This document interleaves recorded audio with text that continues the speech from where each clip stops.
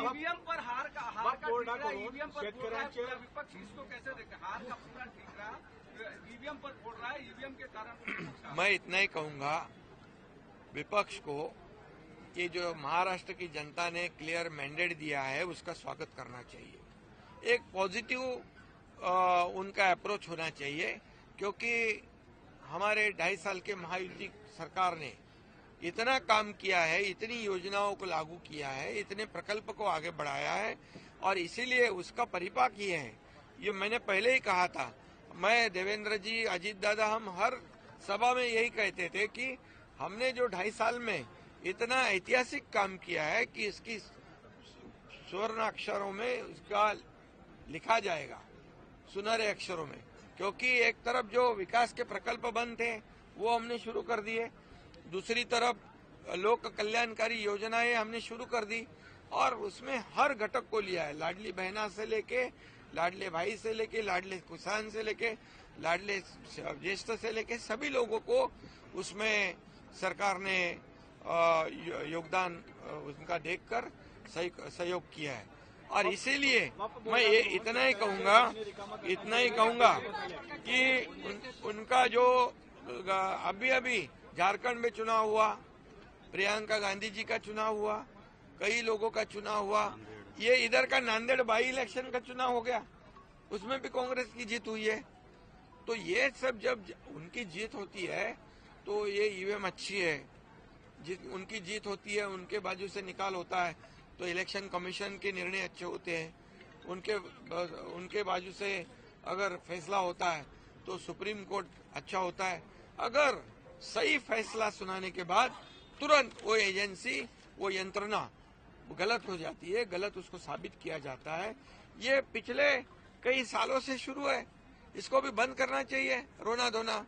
ये जो आज मैं कहूंगा कि लोकसभा में हमें महायुति के 2,48,12,000 वोट मिले और 43.55% वोट मिले और महाविकास आघाड़ी को 50 लाख मिले, 43.71 मीन्स पॉइंट का फर्क है, कुछ पॉइंट का फर्क है। लेकिन हमें जगह मिली 17 और उनको मिली 31, तब हम क्या कहेंगे? तभी ईवीएम का घोटाला नहीं कहा उन्होंने। अभी हमारे को 73,77,000 मिले लोकसभा में शिवसेना को और एनसीपी को 58 लाख मिले सिर्फ, लेकिन उनके 8 सीट आ गए, हमारी 7 सीटें आई।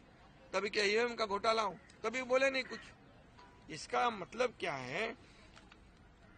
यहाँ पर अभी भी मैं कहूंगा कि महायुति को 49.30% वोट मिला है अभी विधानसभा में और इनको महाविकास आघाड़ी को, मतलब महायुति को 3,18,00,000, महाविकास आघाड़ी को 2,35,00,000। तो वोट कितने, 1 करोड़ का फर्क है। और ये ऐसा कोई भी नहीं कह सकता है, क्योंकि हर चुनाव क्षेत्र में हर कैंडिडेट को मार्जिन जो है कम ज्यादा मिलता है, तो इसको सभी एक ही तराजू में तौल नहीं सकते हम। इसलिए मैं यही कहूंगा कि अभी उन्होंने ये ईवीएम वाला जो मामला है, अभी बोले शिवसेना को इतने कम सीटें मिली 16 और हमें मिली 57। तो शिवसेना ने, कांग्रेस ने तो 100 के ऊपर लड़ी थी, हम तो 80 लड़े थे। तो ये भी बात है। तो इसका विश्लेषण करते समय लोगों ने सही विश्लेषण करना चाहिए, क्योंकि ये सिर्फ अभी नासिक में, मालेगांव में 1,98,869 चुनाव वोट मिले लोकसभा में और अभी विधानसभा में 7,527। उधर बीजेपी का कैंडिडेट नहीं। फिर ये क्या, किसने हैक कर दी मशीन? ये सब चुनाव हारने के बाद ये ऐसे बात करना उचित नहीं है।